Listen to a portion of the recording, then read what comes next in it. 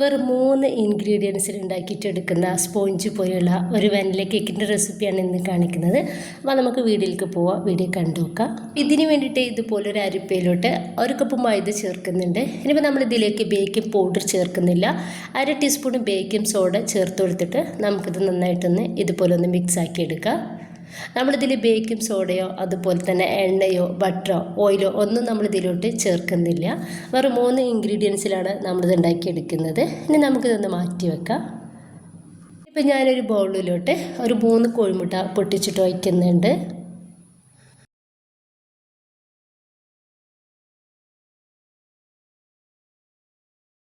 ഇനി നമ്മൾ എടുത്തിട്ടുള്ളത് വാനില എസൻസ് ആണ്. ഈ ഒരു വാനില എസൻസ് നിർബന്ധമില്ല, നമ്മുടെ എല്ലാ വീട്ടിലും ഏലക്കായ ഉണ്ടാവും. അപ്പോൾ 1 ടീസ്പൂൺ ഏലക്കായ പൊടിച്ചത് ചേർത്ത് കൊടുത്താലും മതി.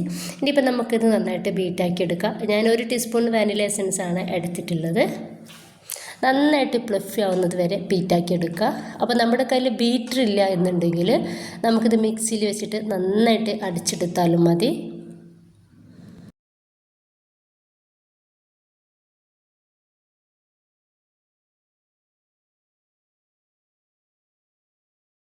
ഒരു കോഴിമുട്ട നന്നായിട്ട് ബീറ്റാക്കി എടുത്തിട്ടുണ്ട്.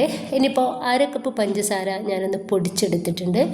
അതിനൊന്ന് കുറേശ്ശായിട്ട് നമുക്ക് ഇതിലേക്ക് ഇട്ടെടുത്തിട്ട് നമുക്ക് മെല്ലെ ഒന്ന് ഫോൾഡാക്കി എടുക്കാം. വളരെ മെല്ലെ വേണം ബീറ്റാക്കി എടുക്കാൻ വേണ്ടിയിട്ട്. എന്നാലുണ്ടെങ്കിൽ നമ്മുടെ പഞ്ചസാര നന്നായിട്ട് അലിഞ്ഞ് കിട്ടും വേണം.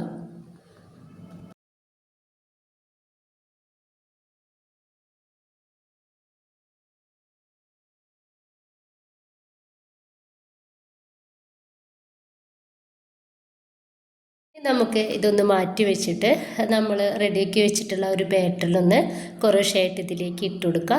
എന്നിട്ട് ഒരു ഹാൻഡ് വിസ്ക് വെച്ചിട്ട് ഇതുപോലെ മെല്ലെ ഒന്ന് ഫോൾഡ് ചെയ്തിട്ടെടുക്കുക.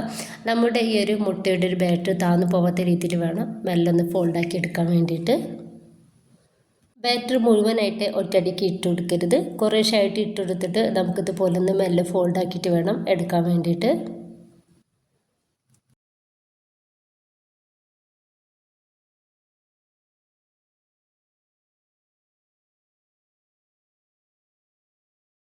ഇപ്പോൾ ഇതാ ഞാൻ മുഴുവനായിട്ട് തന്നെ ഇട്ടെടുത്തിട്ട് റെഡിയാക്കി എടുത്തിട്ടുണ്ട്. ഇപ്പോൾ 5 ഇഞ്ചിൻ്റെ മോൾഡാണ് എടുത്തിട്ടുള്ളത്. അതിലോട്ട് ബട്ടർ പേപ്പർ ഒന്ന് ഓയിൽ ഗ്രീസ് ചെയ്തിട്ട് ഒന്ന് വെച്ചെടുത്തിട്ടുണ്ട്. അതിലേക്ക് നമ്മുടെ ഒരു ബാറ്റർ ഒഴിച്ചു കൊടുക്കുക.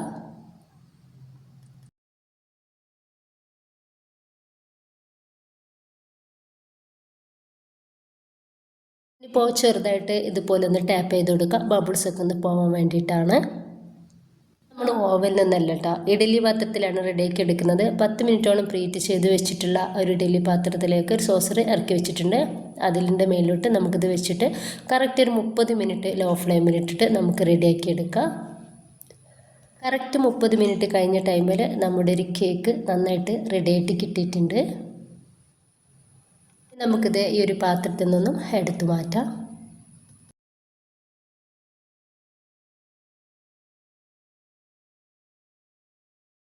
അപ്പോൾ ഇത്രയേ ഉള്ളൂ. നിങ്ങളുടെ കയ്യിൽ കുറച്ച് മൈദയും പഞ്ചസാരയും അതുപോലെ തന്നെ കോഴിമുട്ട ഉണ്ടെന്നുണ്ടെങ്കിൽ ഉണ്ടാക്കിയെടുക്കാവുന്നതേ ഉള്ളൂ. എല്ലാവരും ട്രൈ ചെയ്ത് നോക്കാം. ഇൻഷാ അല്ലാഹ്. ഓക്കെ.